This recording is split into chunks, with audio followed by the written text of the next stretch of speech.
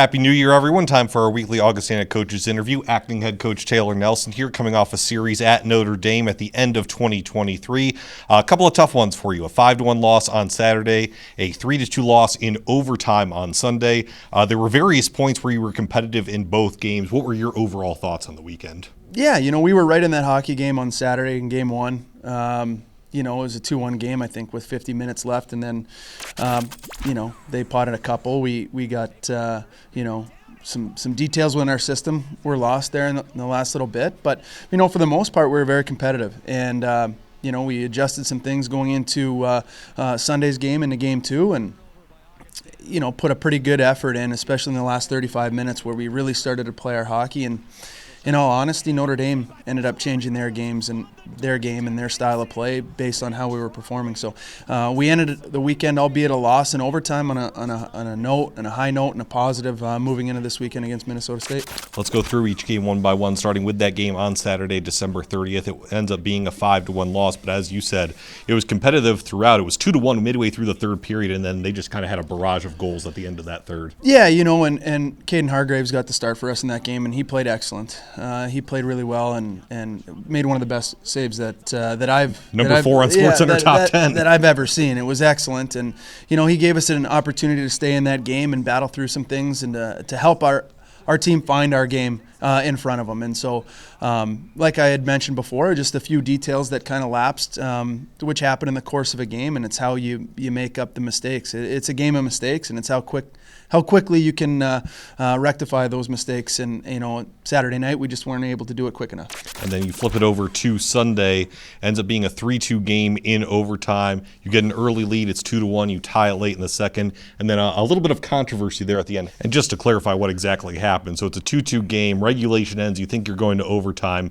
Notre Dame challenges for a potential major penalty that happened with, I believe, 17 seconds left in regulation. Correct. There was no whistle, so if they won the challenge, that penalty was going to be assessed in the overtime period. Correct. They deemed Chase Brand for contact to the head, which is a 5-minute major. So instead of 3-on-3 hockey for the overtime, it was 4-on-3 Notre Dame, and they scored within 30 seconds. Yeah, they ended up.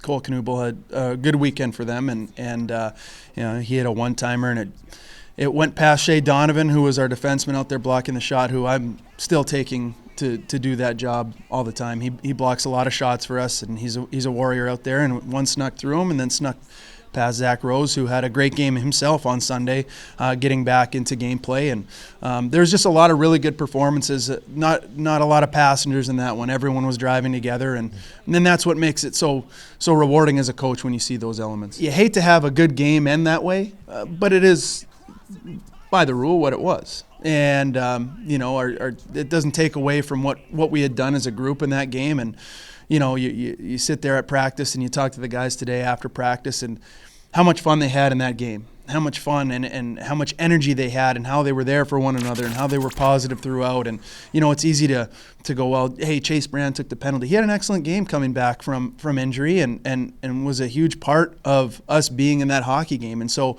you walk in the locker room after the game, you don't really know what to say, because the wind had just been taken out of your sails pretty quick. And, the guys were very supportive of Chase in that moment. And I think that just, goes to show how close that we are and that even better things are yet to come. And then you mentioned the goaltenders. Caden Hargraves got the start on Saturday. Zach Rose, his first action in more than a month on Sunday. You've used, obviously, Josh Kotai in the Alaska Fairbanks series. Is it fair to say we will see all 3 goaltenders for the rest of the season? Yeah, I mean, listen, that's up to them. They're doing it every day in practice. They're competing against one another. They're doing well, and they're taking advantage of opportunities, win or loss.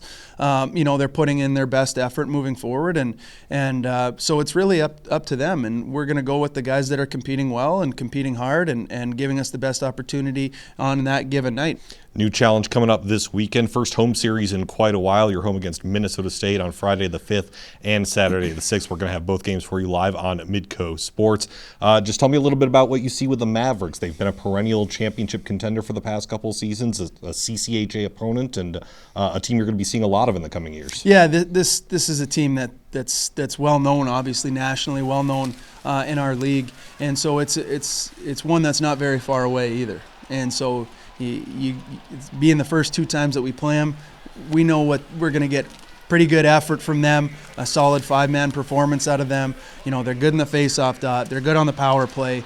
We know they're good in transition. They're just a really solid program. And albeit under new coaching, it's a great coaching staff over there with a plan and a purpose. And so our philosophy doesn't change in how we're going to chip away at things and how we're going to come out and try and outperform and outcompete them, outwill them in those areas. But it's going to be a fun weekend here at the Denny and in Sioux Falls.